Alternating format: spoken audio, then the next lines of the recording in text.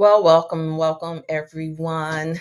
I know that I have not been here for a few weeks, and today something has shifted already in this retrograde energy, Mercury retrograde energy, where my camera is not showing, it's not working. But guess what? It's absolutely perfect and in divine order because I came to share with you the rebroadcast of a conversation that I had with my sister Coco, who you will meet in a few moments.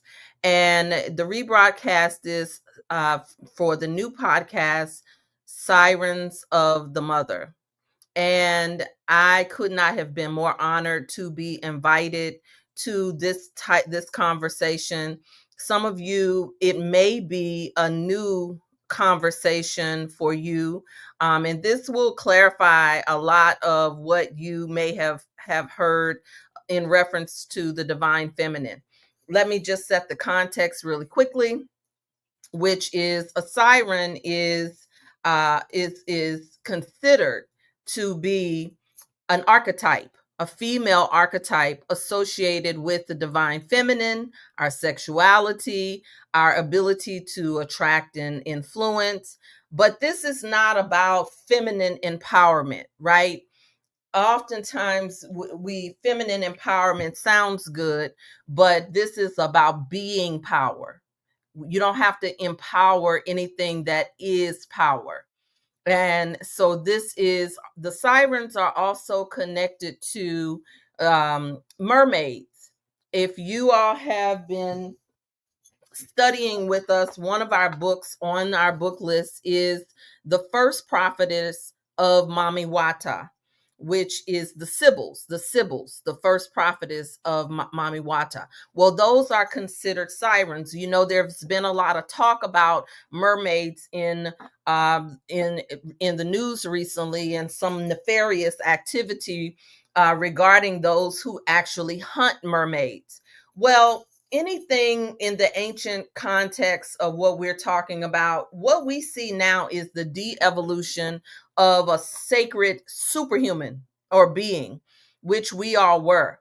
And so this conversation is born from this being a woman of power, who makes no excuses for who she is, what she does. She is also considered a siren, can be considered a saint, and a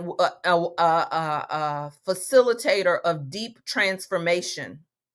And this is where we're coming from in this conversation, from a woman who knows what her desires are, what she's called here to do, and being on assignment from and through the mother. Now, my goal is to share with you um, from this the file that we have here. Let's see if I'm nope, that's not it. They've changed some things around, so bear with me as I add you all into this conversation. Thank you all for joining. I know it's been a minute. We're going to return, but I've been taking some time when it comes to this Lenten season and Venus being in retrograde. I haven't even been doing Planet with Planets. So let me see how I can get this on here, because they've changed the settings. And you say, okay, well, you should have prepared for this. You're so right. I should have.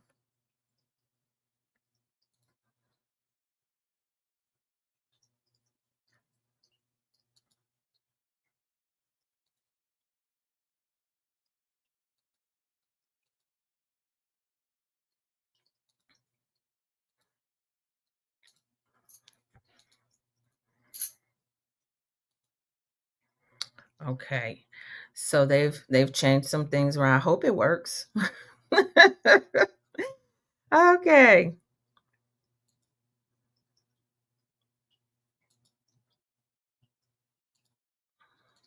Y'all hear me clicking? Totally changed everything, y'all. Okay, here we go.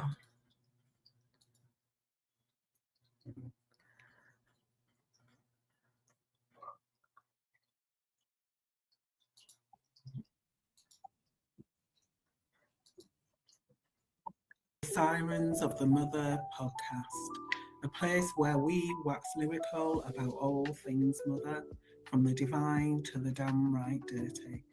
And it's my pleasure to have you here as we cut through the noise and distortions of our current narratives. Welcome to another episode of Sirens for the Mother, and it is my great pleasure to welcome Dr. Reverend LaTonia Taylor.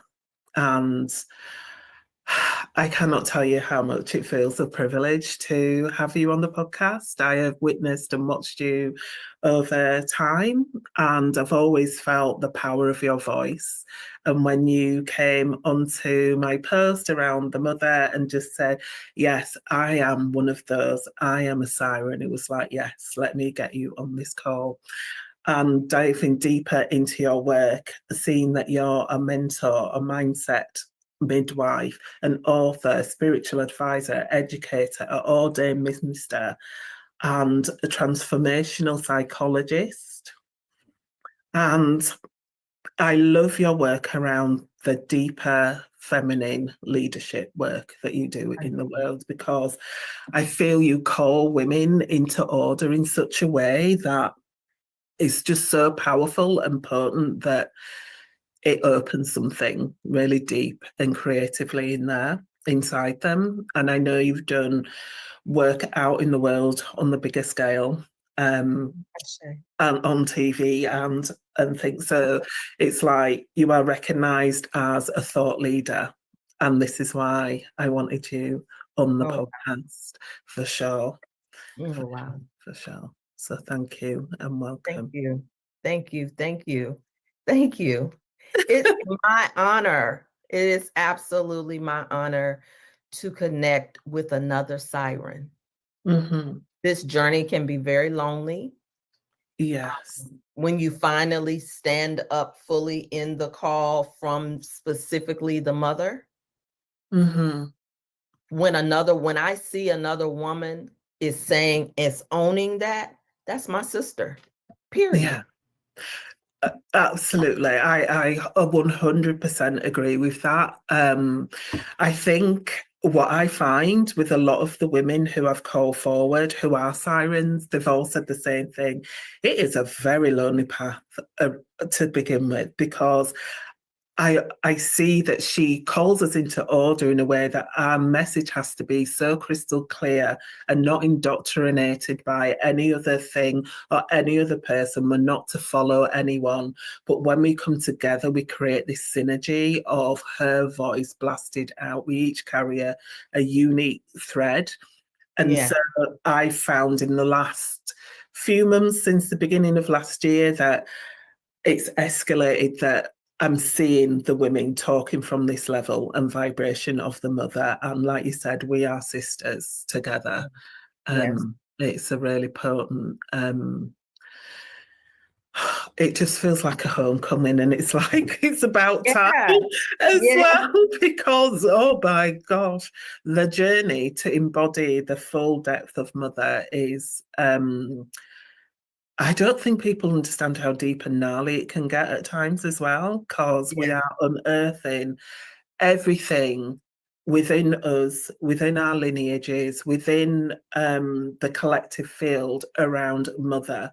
And mother has been so distorted, whether it's we look at it as mothers here planted on earth, or mothers as the divine cosmic mother, the whole spectrum, we have to live it through our being. And so it's quite a unique medicine that we're bringing forward at this time. Do you want to speak a bit about how you're bringing that forward in this time? Yeah, so I was just telling the women I'm doing a sacred Lenten process, and it's like the way that she communicates with me, it literally, now it's become like, if I don't acknowledge it, it makes my it disrupts my world. It disrupts my system and my body.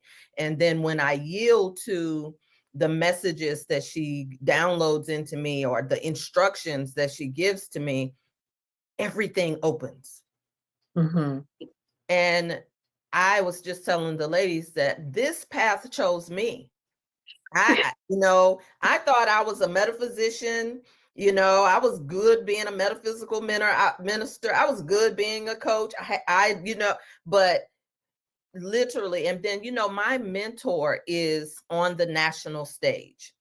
She is, and being on a national stage, I have never been one to want to do exactly what she's doing. I never try to mimic her. But there are times when even the mother brings us together, things that I know that she told me directly. I'll see it show up in conversations with my mentor. And here's the thing. Let me tell you something so funny. I thought it was new and recent once I really devoted myself to the feminine. I thought that was it. It wasn't. I went back into some old notes and old mentors that I had years ago, because my background also includes the Nation of Islam. Have you heard of it in England? Yeah. Well, there were two women who were my mentors who are no longer here. One is Mother Tainetta Muhammad. She's the wife of the Honorable Elijah Muhammad.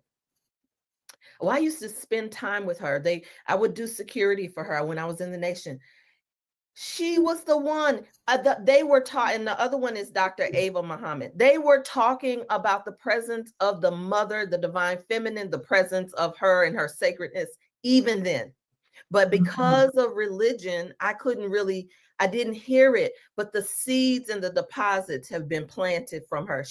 I got chills when you were talking, and I'm almost in tears saying it. That's how deep I feel the connection to this. I feel that my life is devoted to this. And so that's how deep it is for me. Yeah. I don't think we can't be anything but devoted, because like you say, when we get to a certain level, if we don't follow those directives, it's like the discord and dissonance in the body. It's like it's just not worth it anymore. It's like you have to be on the path when it comes to the mother's wisdom. And like you say, I've really noticed over the last few weeks that, like you say, that these seeds were dropping like almost invisible to me. I didn't recognize them for what they truly were until like quite recently, that it's really become an embodied like wisdom. Like it's not new, but it is being reformed in a new way onto the planet now through the sirens that are coming through now. That's how I truly feel it. And with the women that I've spoken to before, it is such an embodied, visceral way, as in when we speak, we are literally changing the fabric of the collective field and the universe. It is that direct connection with her, and the sense of like you said, devotion. Yeah, it's like I can feel like the wave of just like, it's almost like exuberant joy and just tears of like humility that want to pour through, because it is just a real rebirthing into being.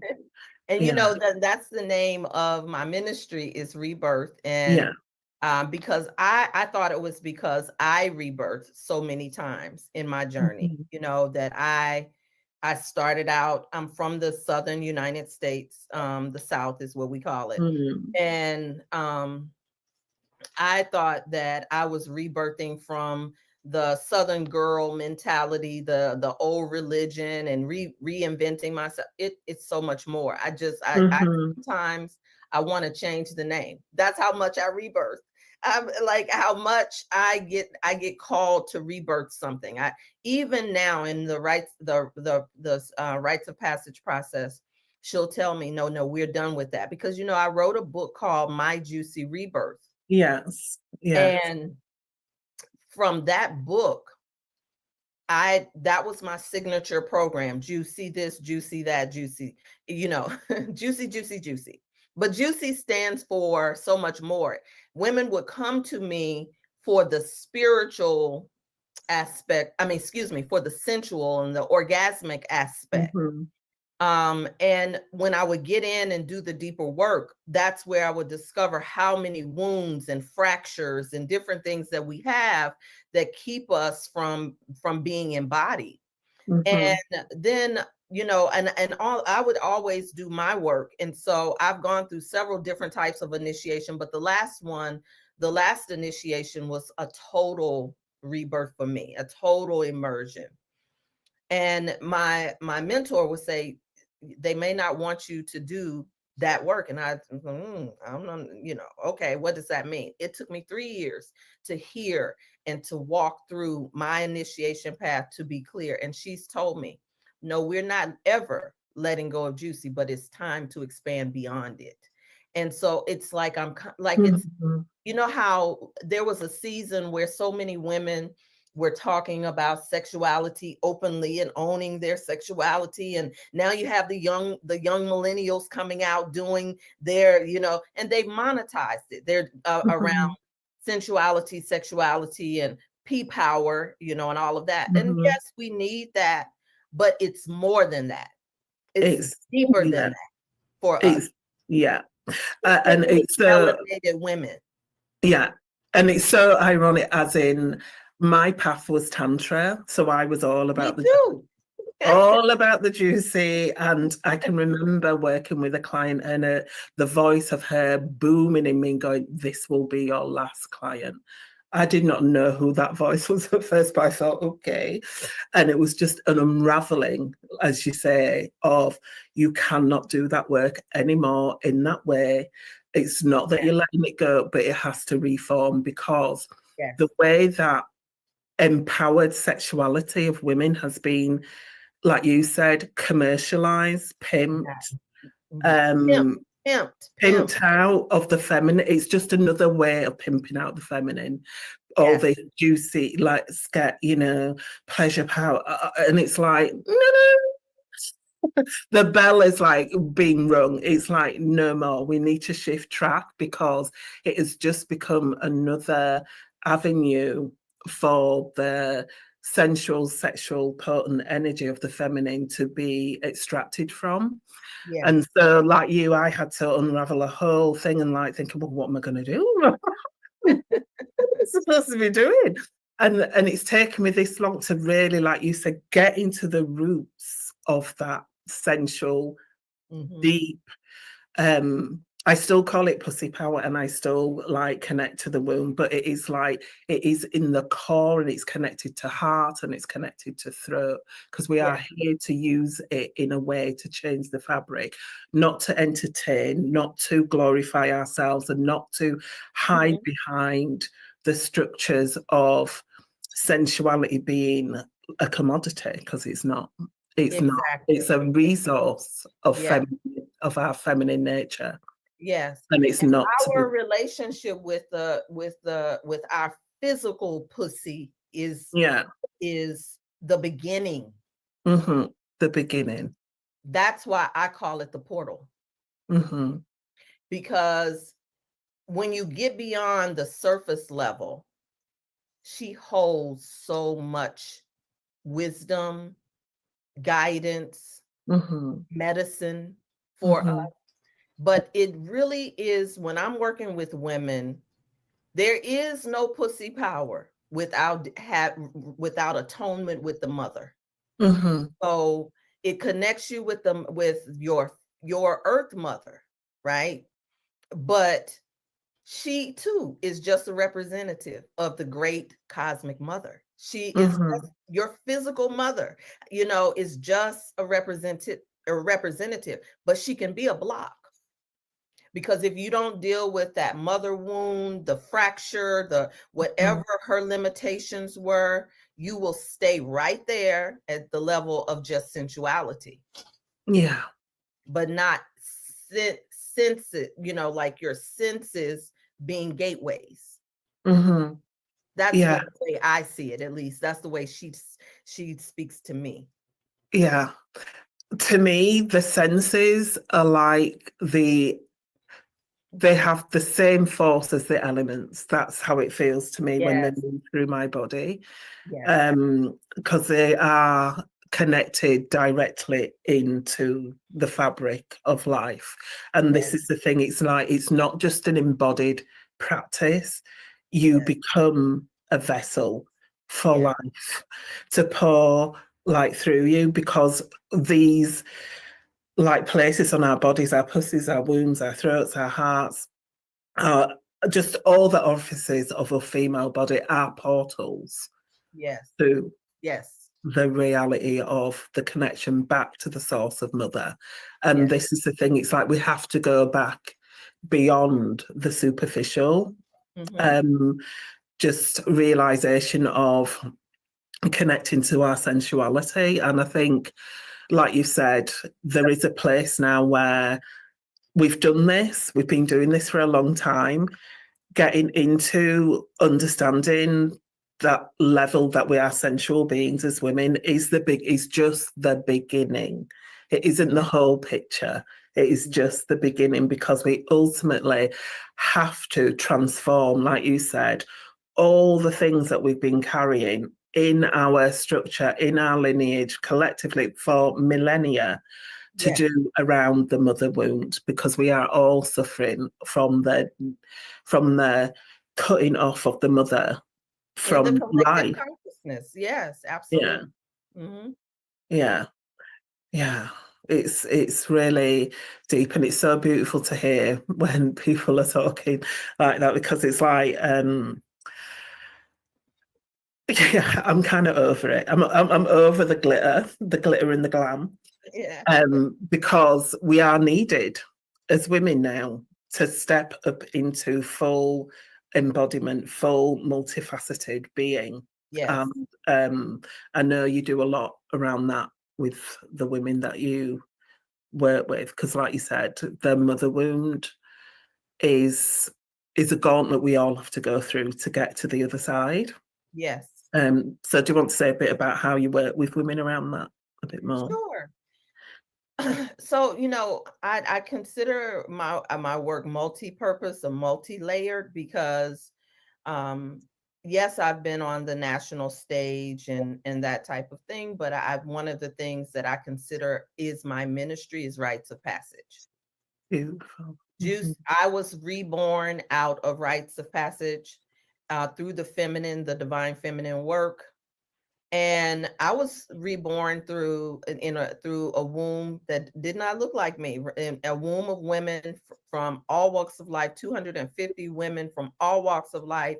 I was the minority in the room. Mm. And even though I had been through so many other rites and experiences with my mentors and other um, workshops and that type of thing, what I found is melanated women, particularly in the United States, focus and are indoctrinated to focus on pain as a reason Yeah. and motivation to heal. Mm-hmm. So when I came with the message of pleasure, pleasure, pleasure, pleasure, there was a lot of resistance. In other words, the very women that I love and have devoted myself, my work to, they have to be convinced. And so it's the way I started, sis, is another minister in more of a traditional minister had invited me to have a session in her conference. Let me tell you what happened. Everybody got a chance to sign up for the table that they wanted. My table was the pleasure, sensuality, the power of pleasure, I think it was. Only a few people came to my table. She stopped the entire workshop or the conference.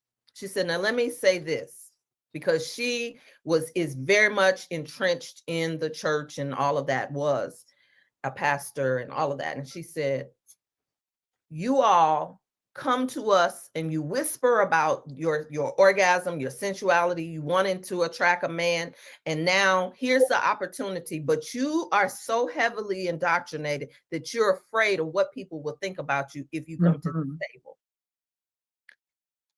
By the time she finished, everybody was coming to my table, to the point they had to move me out of the main area into another area just so I could fit, and I still had to turn women away.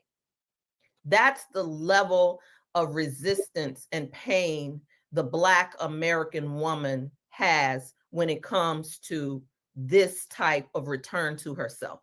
When I had my experience, I wasn't in the room with my sisters. And that was a gift for me, because I saw and felt the power of mother in a way that transcends color and economics. It was people from all walks of life and all ages. But in that moment, I vowed to bring it to women who look like me, to remind them that they are the Holy Grail.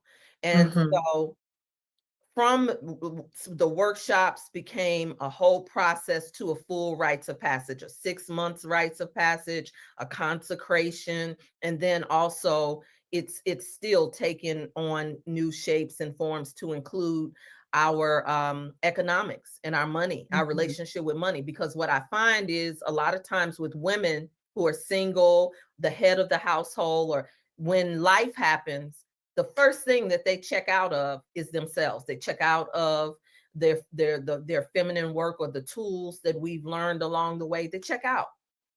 They disappear. They shut down. So I've had to continue to expand as I've grown as well and matured, and as spirit continues to reveal things through me. So I am so committed to rites of passage for women.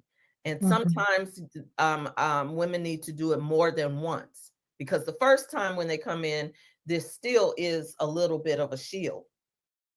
Okay, I don't know. And, then this, start to pop and open and bloom, and then make the association, because most of our people still are so indoctrinated to be afraid of God that they can't embrace the fact that I am God. I am goddess. I am source. I am the physical representation of the divinity that is the Great Mother. Yeah. I hear you on that. The religious indoctrination really stifles Black women in the community. It's the same in England as well. Is it really? Yeah. I remember writing about exactly that we are God, divinity, and we are, the power that comes from the feminine body, and doing a seminar on that with a Black publishers. And it really touched me in a way that the women listened, but you could feel I could feel the fear in the room, but me being so open got them to talk. But some women hadn't even looked at their own bodies. That's right. And it was like, coming from the world that I do, it was a shock to me that they couldn't even look at their own bodies, or they had to have permission from a pastor or a husband or something to look at their own bodies. And I was just like, wow, this is deep. This is really deep, because for some reason, I also find that, sexuality in the Black community has been hyper distorted. And there is a lot of negative connotations around it. And it's like, that's one of my missions, to kind of change that narrative, that it is a God-given right to be in your full erotic orgasmic power and body. And it's not about physical sex. It is about reinstating the full power of who you are in the being. And as you say, for me, it's like going back to the original blueprint of being a full embodied Black woman. It's essential. And like you, I didn't have my awakening around my own sisters. And now listening to you, I think there was a reason for that, because it would have been too challenging Yes, to move through so many of those layers, yes, and being restricted on, being afraid to offend elders or whatever it is. And now it's like, no, this is real embodied wisdom. It needs to come back. It needs to come home. yes, Yeah, yes, yeah. yeah. The, and I find her everywhere all the Mhm, time. I even in doing this Lenten process, I had stopped doing Lent because of the association with deprivation, mm, suffering. When you come from a lot of different religions that focus on fasting, fasting, fasting, that it's very familiar to you, right? And so you tend to develop this relationship model with God that I have to give up something in order to mhm, receive something. Through me working with the feminine through pleasure, I've had so much transformation and change in myself that I found that pleasure invites just as much transformation. So I would add things, during this sacred season in preparation for the spring equinox, which is also representative of us.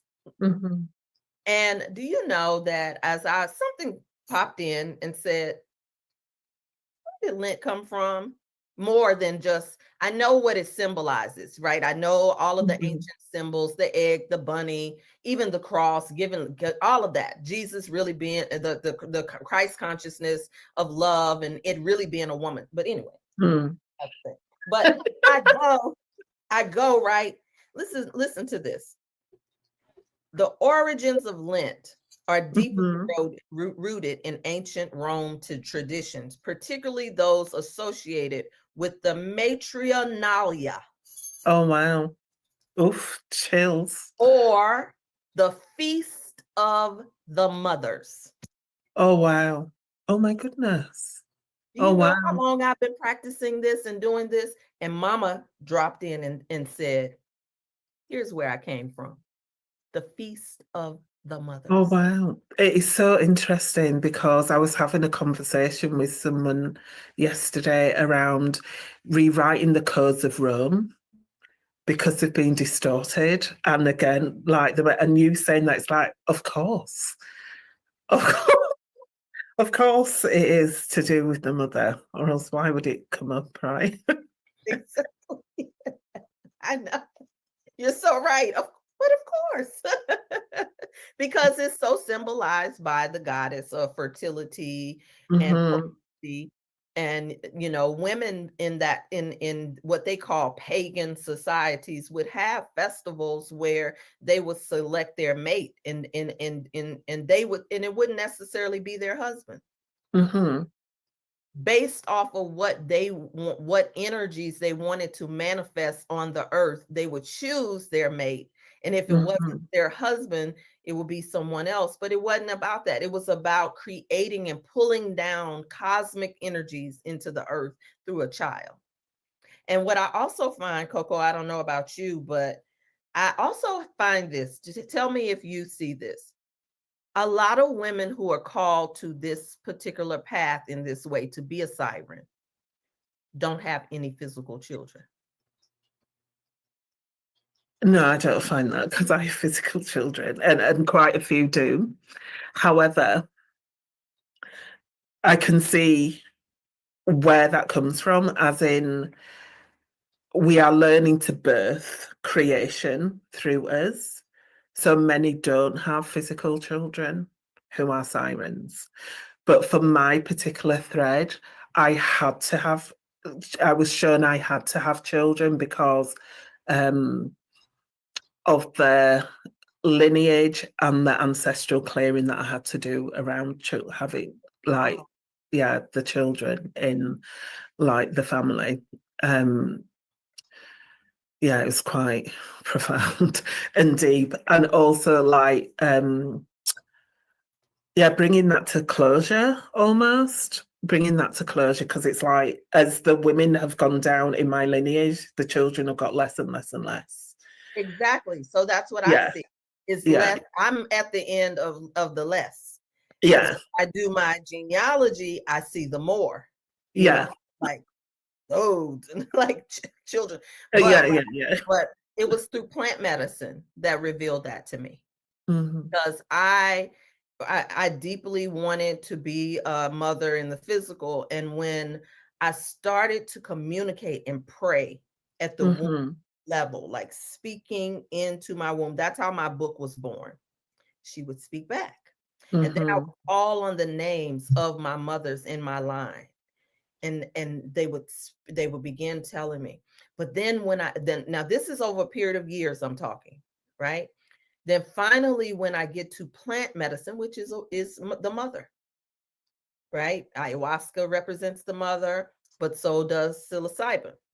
So in the plant medicine ceremony, she tells me, you didn't have children in this lifetime because you had so many before. And in this lifetime, I wanted you to be available to return the hearts of the daughters back to the mother. Mm-hmm. I have literally, it was my marching orders. I stated, I still get chills every time I state what she downloaded into me. Do you know that I had been struggling a little bit because I felt, I found my soulmate and he sparked in me that desire to want to have children again because it had been offense, it had been dormant. And so I had an ache in this ceremony when she revealed this to me. All of it went away. It was I never felt the story no infertility talk, none of that, because she told me, you're not infertile. And the doctor said, you're not infertile. You can get pregnant. But mother said through others, you have to get pregnant with yourself and teach other women how to get pregnant with themselves so that they can to rebirth themselves, because we are the epitome of mother, as in we are learning to embrace mother in a way where we learn to mother one another and teach each other what mother actually is, that it is a creatrix portal that brings in like cosmic information, like you said, that we talk to our bodies, we talk to our wombs, and they talk back. Yes. My book was also about like having mother talk to me, but also having to ground it through my womb to bring it earthside because of the medicine that it is for the world. And it's like, I want women to understand that their wombs are not just here for procreation. That's right. Their wombs are not just here as something that's an annoyance that they bleed every month. It is a portal to the whole cosmos. It is a micro of the macro of the cosmic womb. And they need to understand that they are needed right now to birth the new world. This is what the birthing process is. This is what it is to be a seedling for mother. To have her essence and energy birth through us onto the planet as women. Women have such an important part to play in this collective field. And I really want to talk about, what it means to be a full embodied, multifaceted woman, because right now on the collective, I'm just feeling I can feel when I start getting agitated, that is because there's a new level of understanding that wants to be birthed. I get frustrated. It's like I can just feel this edge. And the edge that I'm feeling right now is that so many women are still stuck in fear of outside forces, patriarchy, whatever they want to say that it is, that they've not had the capacity to do something, that they have to live in fear as women on the planet. And that is just an indoctrinated program. Because if you understood what you were as woman, you'd understand that you're an initiator. Yes. You are the initiator, and there's nothing that can have power over you, because you are a seedling or a drop of the ocean of the full cosmic womb, and that lives inside us by the very fact that you birthed a woman. Yes. So it's like we need to switch tracks now and get out of this, that something is happening to us That or part. outside force, and that we are the ones that are creating the reality. We are the creatrix. We are yeah. creating this reality in the United States. Just recently, as you all probably have been witnessing, 92% of women were mobilized to vote in this presidential election. That's where I felt the irritation, because they were used. They were used as Black women are often used to be the rescue, to be the salve, to be the solution, and then discarded. But if 92% of women, if 9% will remember who they are, we would have the installation of the new earth. This old mind, this patriarchal, ego-centered, nefarious energy could not exist. But because we have amnesia, we are looking at 92% that have amnesia. They're onto it in a little way, but feminism is a trick. It's very much in the way that we've heard it, feminism can be tricky, because in America, they did not consider Black women when they started their movement. Black women were not considered because Black women were the center of their families. They had cooperation with their husbands, Black women in that time. That their husbands didn't treat them like white women's husbands treated them. So the movement wasn't even for us initially. We jumped on the bandwagon and demanded to be included. But I love writers, womanist writers like Alice Walker.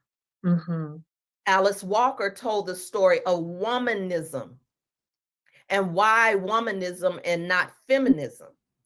And the way she laid it out was so eloquent. This is how I know what I know. But then you have other authors like the Reverend Dr. Renita Weems, who are transforming spaces where they are. So, the temple, the mosque, the synagogue, all of these places are representative of that womb.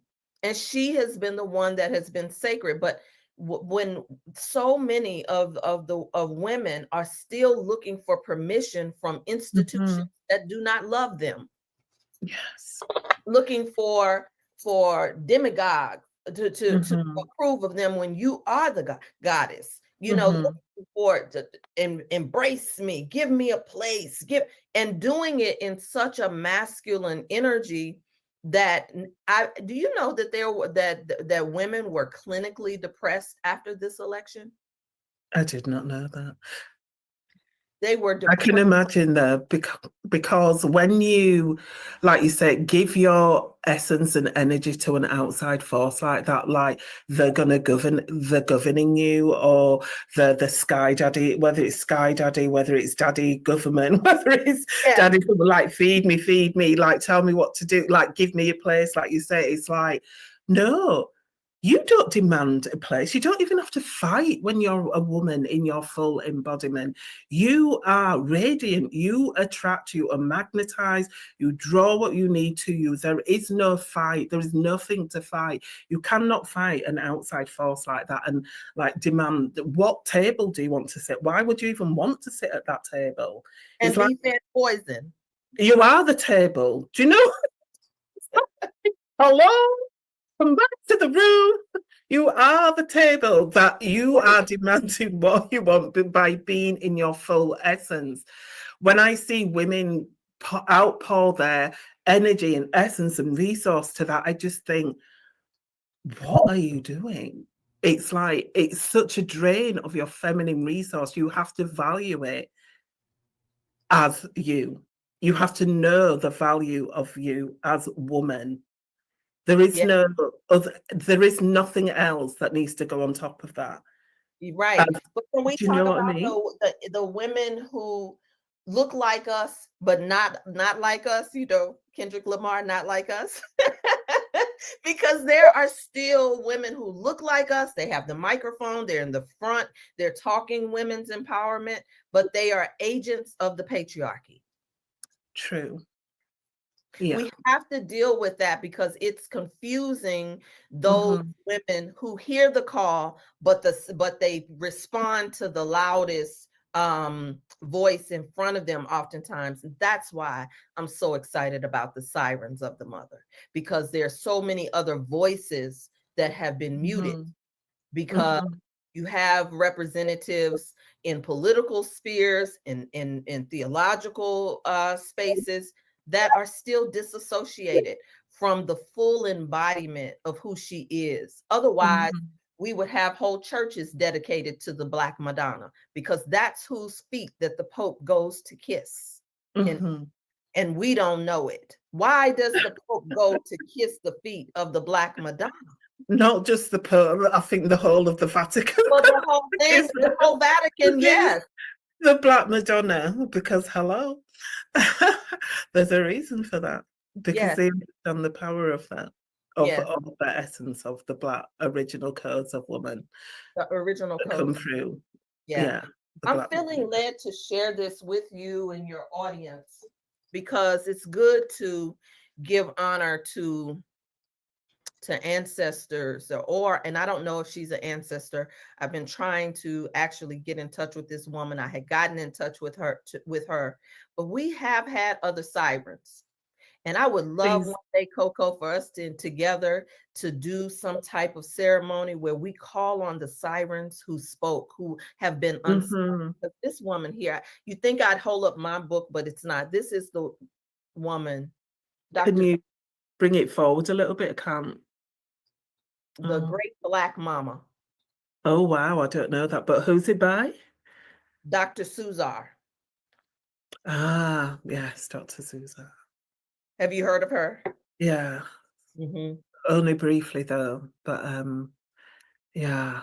She breaks it down, every word, every code, every number, every title that we've ever known, and used loosely, but she is a powerhouse.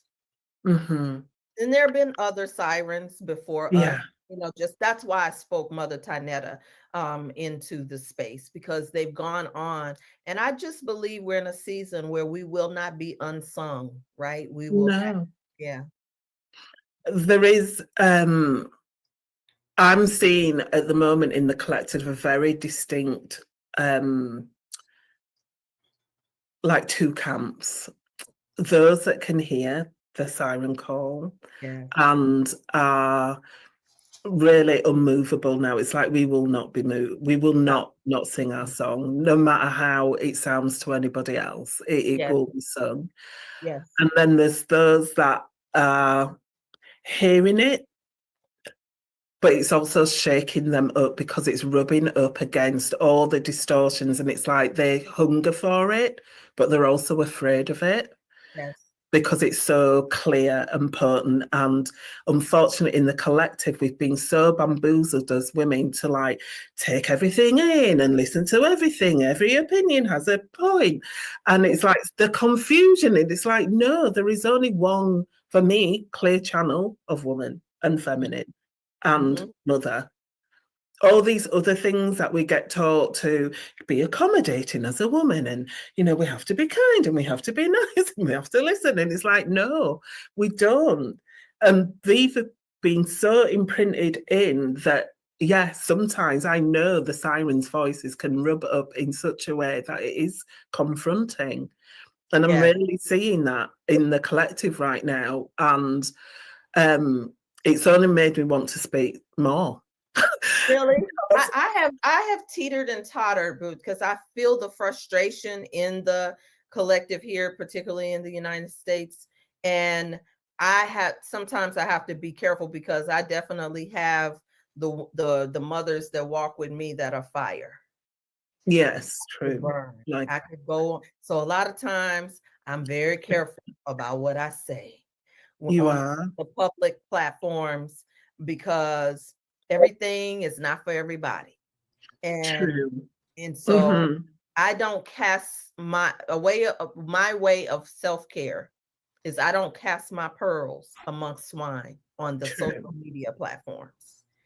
If I say enough sometimes so that if your bell is rung, you come, because I think Yeah. that there's some power in answering the call.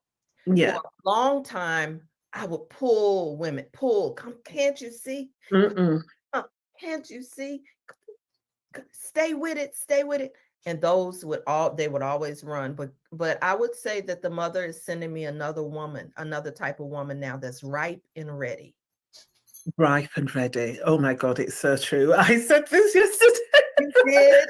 I am so done with like you said, the pulling and like pulling. It's like, no, it's like the bell has been rung. If you feel it, it's like the women that come are so ready to transform Yes. because they know this is the call that they've been waiting for.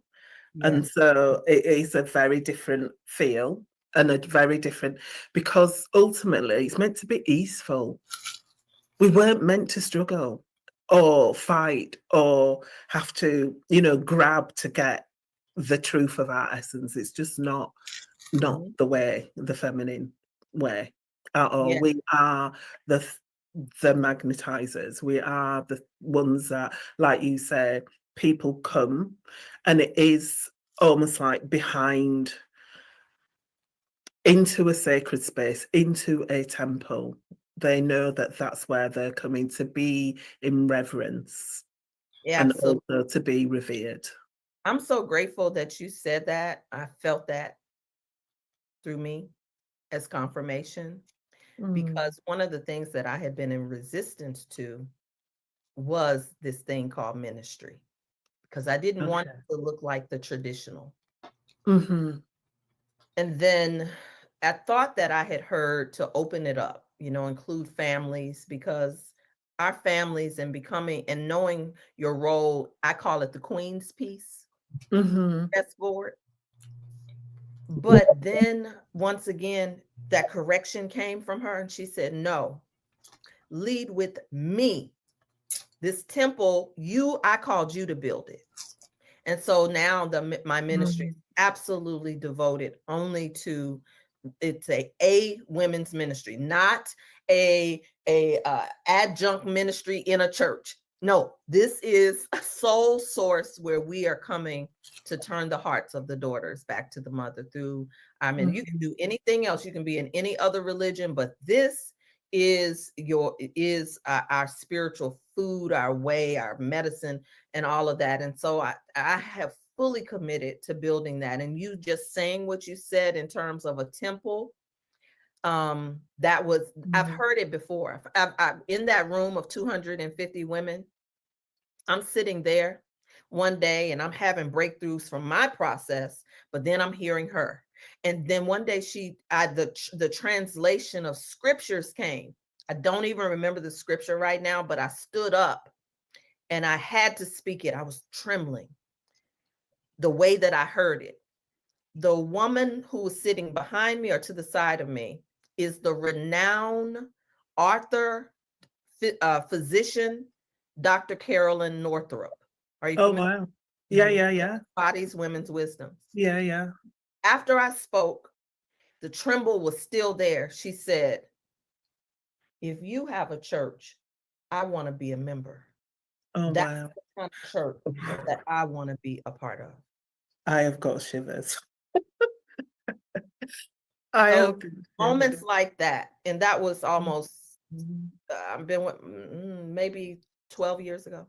Oh, wow. I'm going to thank you now, LaTonia, for saying that, because, like you, I have been putting off building the temple, and because it's like, who am I calling? What, I'm not quite sure who I'm calling. Um, who am I to say I'm holding, a ministry or having a temple or whatever? But I keep hearing, you need to call the oracles, you need to gather the oracles, you need to gather the oracles, and you need to do it now. And so just in the last few days, I've come to this notion of, yes, it is ministry for the mother, and it is on mission for the mother, and it is bringing them into sacred space to remember and unfurl from everything that is not of her, Yes. and be in total devotion to her. And I've really had to step up over the last few days of like, there is no other path now. You know, before I was like looking, well, maybe of it, or maybe I can add this little. It's like, no, there is nothing to add, and there is nothing else to fight. It's like, just do the thing, and do it And now. it'll reveal, the path will unfold Yeah. as you walk it, right? You absolutely have my support. I do think that a part of this journey, we have to close ranks around each other. Mm-hmm. I have been a siren for that, but few are as devoted as Mm-hmm. you and I would be.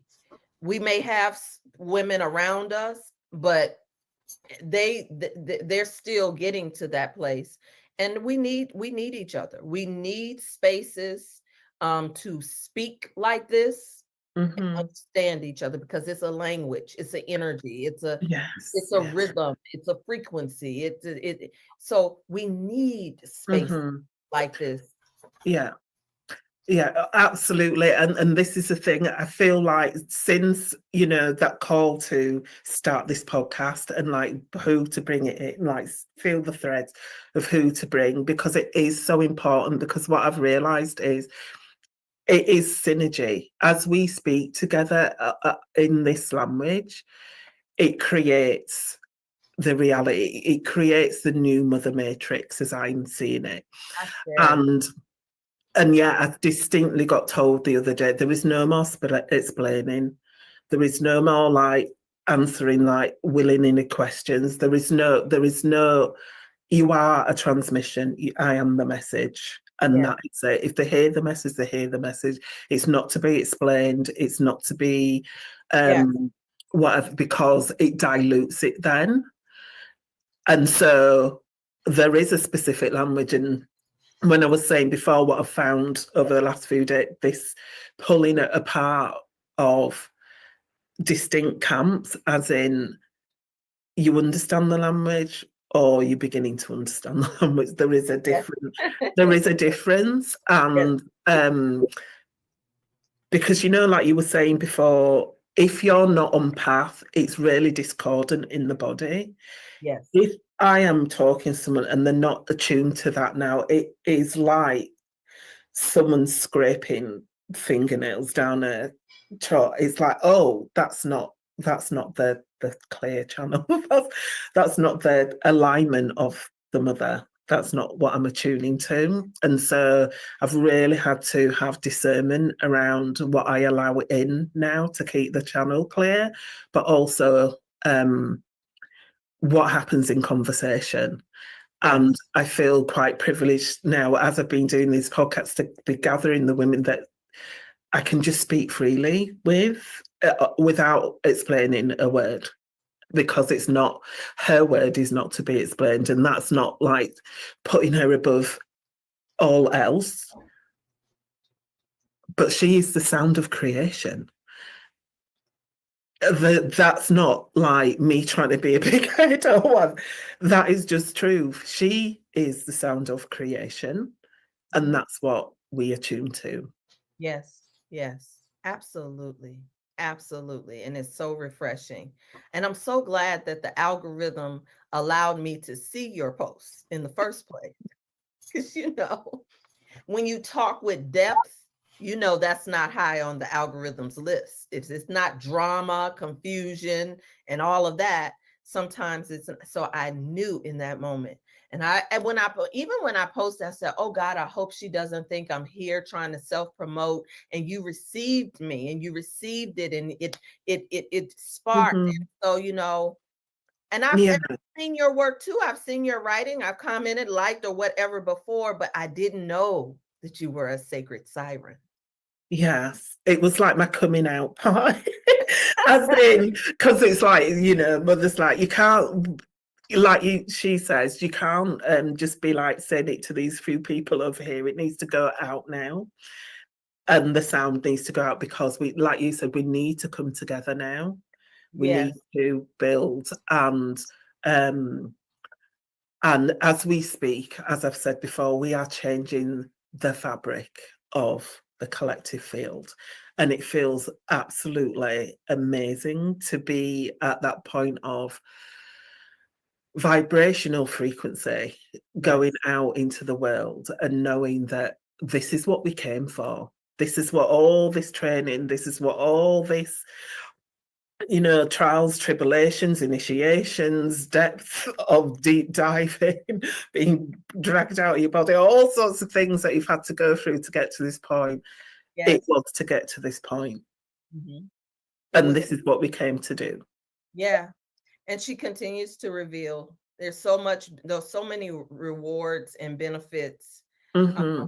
Sometimes it does take some discernment and knowing when to just listen and let her guide, order your steps on where to speak, because sometimes even when I'm with families, I can see and hear how deep the rabbit hole goes through the mother, Mm-hmm. because of the mother, in families, and what could Mm-hmm. heal. And usually it's the ones closest to you. So as I do the work of genealogy, and really I see that they even speak through that, through you. Mm-hmm. All you got to, because your genealogy is so determined by your matrilineal line, that when you look at the stories of the mothers of a mother, you can see where sometimes the disconnect starts and that type of thing as well. Mm-hmm. And what I find in spiritual work, when you know that, you're able to call their names, and Mm-hmm. it creates a sacred atonement. And if you don't know the name, to know the tribe, to call that forth. And even when I do that, sis, when I go to the indigenous tribes of America, they were woman centered, they were mother centered. It is not Mm-hmm. new, it's forgotten. It's forgotten, and this is a great remembrance. And our benevolent ancestors are waiting for us to hear them and Yeah. call their name. Yes. And I had such a beautiful experience a few months ago where I went through the lineage, back, down to the first woman of my lineage. And she gave me her name. And oh my God, it was such a moment. But also because they carry the medicine, they've been Yes. holding the medicine for us to reclaim, to bring it back in this time, and having that deep conversation where my soul was in the village of those women and seeing where that I originated from, and that the medicine they've been holding for me to carry forward at this point. It was like one of those moments when you realize that, oh, I'm fully initiated now into, because I've been let in to Yeah. to see the secrets behind the door. And I can really claim myself as a siren and a mystic, and a holder of the medicine, Yeah. as medicine woman. And just the other day, I got the clarification around, because I was still hesitant around siren, because there's a lot of collective stories about sirens luring people to their death, blah, blah, blah, all that nonsense. And so I still had that rub, and I was going, what is this? Why can I not fully own that, even though I know that's what it is? And then having a conversation with someone that explained, no, let's expand on that. Yes, they lured people through, but they had to go through like a gauntlet to get to the other side of the riches, and only the brave survived. And that's when I got about the temple, that yes, many may come to the door, but only a few will get through the thing, and that's who you need to serve, the ones that are really, like you said, deep in devotion to her. It's not for everyone right now at that level of understanding, because the ancestors are ready to reveal, but only to those that will keep their wisdom sacred and Yeah. intact, and not indoctrinate it and water it and utilize it for their own benefit and gain. It's not Yeah. about us, Yes. it's about a bigger picture. Yes. And so, yeah, It's That's so beautiful. You described that so well. And see, and for me, that's it. I need to hear it from somebody else other than myself sometimes, you know? mhm, That's why I'm so excited. You know, I learned the phrase in the nation that they say, I want for my sister what I want for myself. mhm. And I want this to be successful for you and Thank you so for much. us, because it's not just for you, it's for No, us, it's for the for us. oracles. It's for the Yeah. oracles to rise. Mhm, And if you're watching us and you're hearing and you're getting your goosebumps or your belly is leaping, it's because you know that it's time for you to rise. mhm. It's time. It's time to Mm, stop being on the fence. That's been my message. Get off the fence. yeah. Go. Have to get off the fence. You know, you got to be all in. But when you come all in for her, the way that she comes all in for you is the Mhm. desires of your heart come to you with ease. And sometimes we're addicted to struggle. Yes. Even me. There are times Mm, like I'm in a process of closing on a home and I just got so anxious. And then this fell in place and that fell in place. And I kept hearing her say, it doesn't have to be hard. mhm. Have to worry anymore Yes. about Mhm. that. Yeah. And oh my goodness, there's just so much, so many ways that she continues to show up in my life. Even the other day, Coco, I was because I've been really busy, you know, with my work. And I was trying to think of something in terms, I need to post. I haven't posted online. I need to post. I need to post, you know, because these social media Mhm. platforms have you on the clock. Yeah. You work for them in order for people to see you. Anyway, so I heard her, she rose up and said, it's time for you to lead with me. You, Mm. you, I, and I literally had to record it because it was another chide and I could feel the pull and stretching because I've always been a voice that was before my time. Mm. Mm. I've Okay. always been a voice that spirit could see the translation between where I am or where I was rather and where you know I want to be. And so sometimes I would get feedback all the time that I was so deep. Oh, you're so deep. Oh, I don't get it. So deep. And then it's like, what? I felt like I was just talking regular. Mhm. And even spiritual people, spiritual conscious communities don't go deep. They don't go deeper. It's just another transactional thing to do sometimes. Mhm. So when she tells me that, I'm outing myself, by the way, everybody that's watching, I'm outing myself because then that holds me accountable, right? To say, she's saying, lead with me, lead in every chance you get. You wake up and speak on that. I've supported and championed other women. Like I found women on TikTok and I'm like, oh, they're talking about, and I'm in their comments, I'm supporting. Mhm. She was like, no, it's time now for you. Microphone. And I do, but she's saying in another way, like she's Mhm. calling on me in another way. Yeah. Yeah. And that's the thing. It was like for me, it was like you said, I pop up every now and again, write a post because it's like she's nudging me to do it, and it's like, no, you need to call the women together and you need to be speaking out that you need to be doing this, that, and it's like, oh my God, okay. It is her way or no way right now. And that's not in a bad way because it is her will be done. Yes, That's what I have surrendered to. Her will be done. yes. And Through me. yeah, it makes me quite teary that I've got to that point. Let her will be done in me, Yeah, as me, and through yeah, me. mm-hmm. Let her will be done on earth. Oh my goodness. Yeah, yeah, yeah, yeah.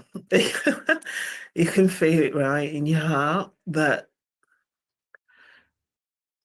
this is what this is about. There can be no other. And I never thought that I would get to this place of like just deep surrender and deep just devotion in every single part of my being, that she comes first Woo, and I follow. And woo. Yeah. and and not in a sacrificial way. Oh Because no. God Almighty, did I put myself through some like sacrifice portals and like trying to like fathom out? And it's like, no, this is not this is not about sacrifice. This is not even about service. This is about devotion. This is about something rising in you because you know that we it's a co-creation with her. Yes. We are as powerful as her, as in we are transmitting the frequency of her. So we Mhm. have to own and claim that, and Yes. and, and in a way that's not egotistical or like or humble or down to her, that we came from her seed, Yes. And and so we are her. we are her. We are. And that's hard because sometimes because it comes with so much power.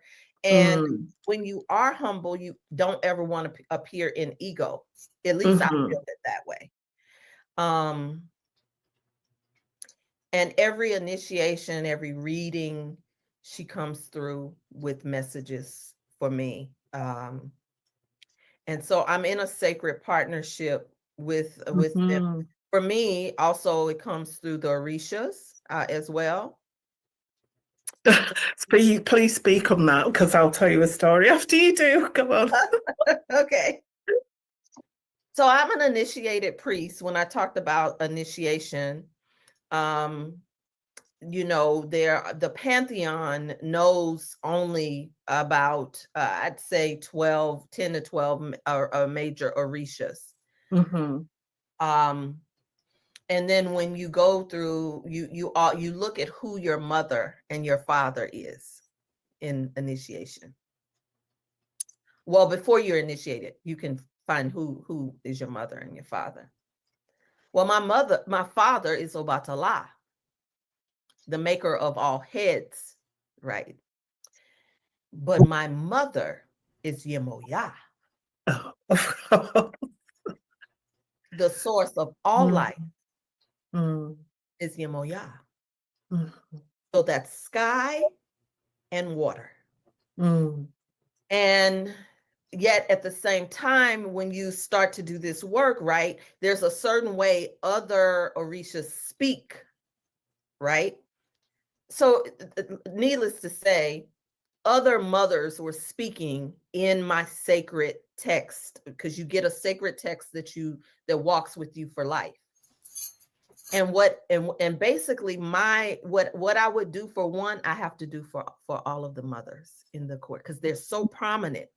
mhm, So I can't ignore them in my work, in my devotion, in my acknowledgement.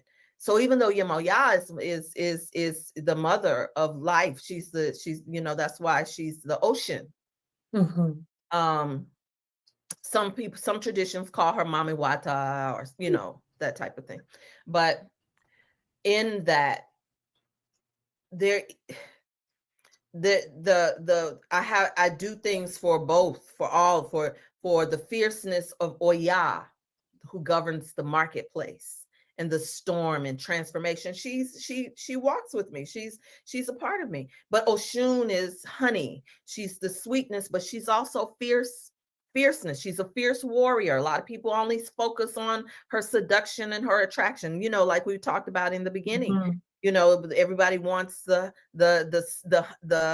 sensuality and the the spell binding effect on people, but she's so much more.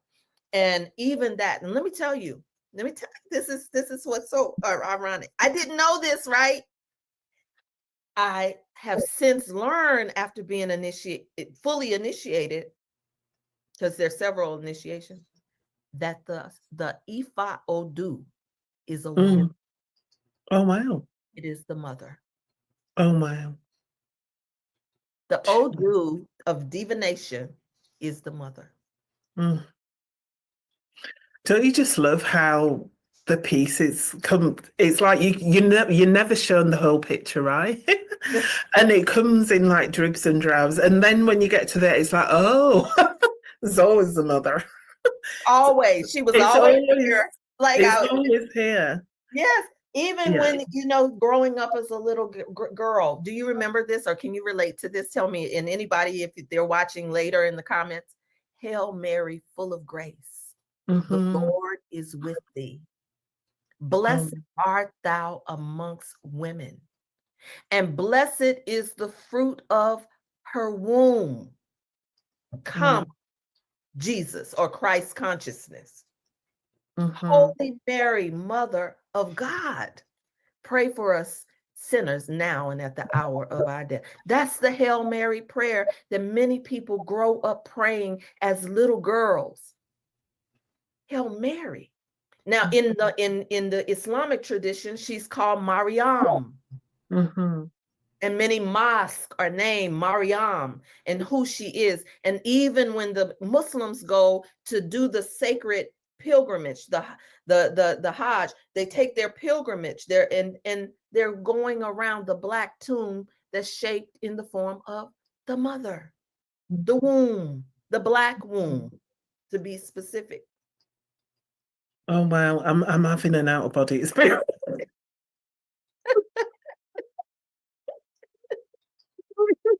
Off into the stratosphere. It's like my mind's just exploded. Everywhere. She's everywhere. Just what you said, but when you said the word grace, I was like, oh my God, because this has been coming through so strong that the next phase is to bask on the grace of God and bring that into full fruition.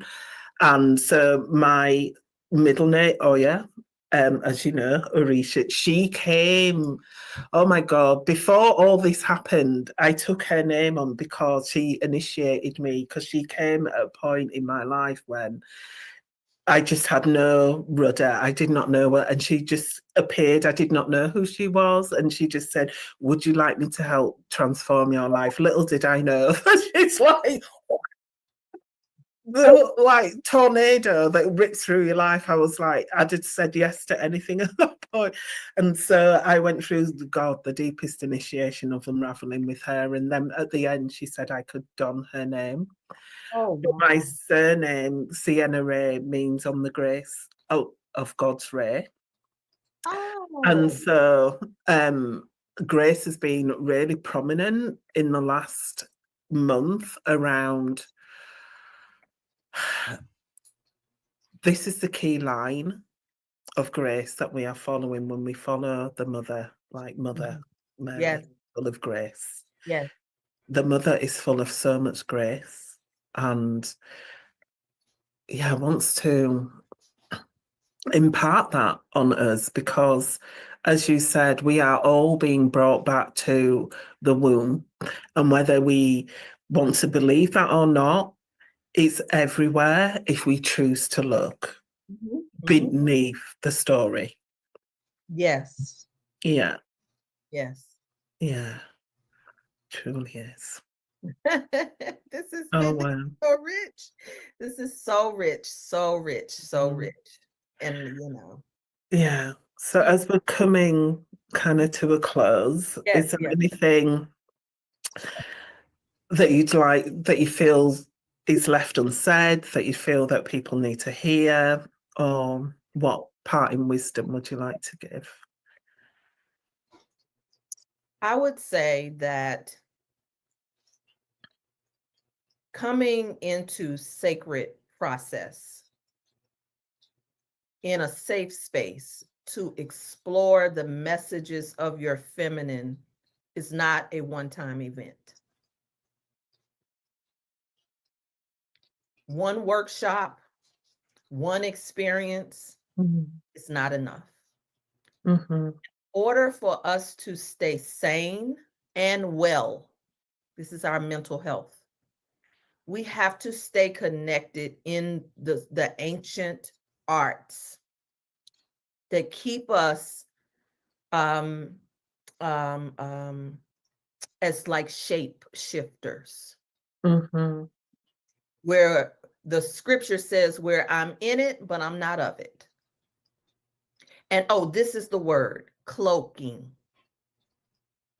Some of us need to be able to cloak in and out of spaces until we're ready to stand fully in her. Mm-hmm. You don't need to cloak when you stand fully in who she is and who she's called you to be. Oftentimes, the daughters who are called to the mother have had the greatest amount of heartbreak and pain. Yeah, true. Oftentimes, we've had that rejection, that prodigal experience, the disassociation, being the black sheep of our families, so that we could be available to something greater. Mm-hmm. Because had we still had the cords connected to other people's approval, we would just stay at a certain level. Mm-hmm. We had to be able to hear and be available for this, for a time and a season such as this, so that when we stand alone, we're not really alone. Mm-hmm. But when we stand together, we're even more powerful. And I don't mean that in any woo-woo way. I say this when women call women together, they're bringing all of their baggage and their stuff with them. So, but we need to have the same kind of love, patience, and forbearance with one another. That's not violent, of course, Mm-hmm. that we would give to men that we tolerate, or lovers, and not just men, but lovers, or the excuses that we make for these political parties. We Mm-hmm. see that they don't love us, but yet you still go out and you campaign. Why not campaign for the mother in you? Why not campaign for the sacredness in you? Why not campaign for the part of her that's been hidden? Because I want to end just by saying to you, sis, who's watching, you are the Holy Grail.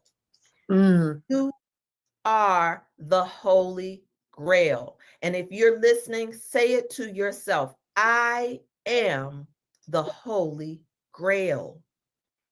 And if you don't know what that means, go research it. There's been movies made about the Holy Grail. Mm-hmm. And there's been writings and people who've gone through sex and initiations and all sex, CETS, not sex. And initiations, because you, sis, are the Holy Grail. Mm-hmm. And you have to break the spell of amnesia on you. Yeah. That's what's funny, is that we have to break it on ourselves, and sacred process helps us to break it. Pain will push us. Pain will push you at first, but pleasure will pull you through.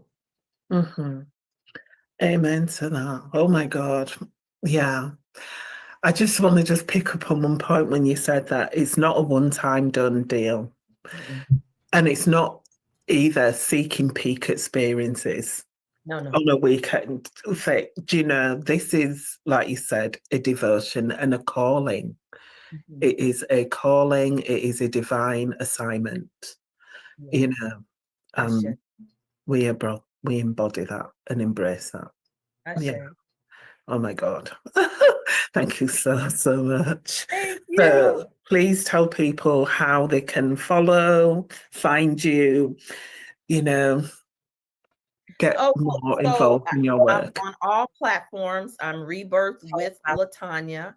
Rebirth with LaTonia, LaTonia. Rebirth with LaTonia. Also, I want, if you feel led to get my book, check out my book, My Juicy Rebirth, right? A journey of healing the feminine through pleasure and sacred process.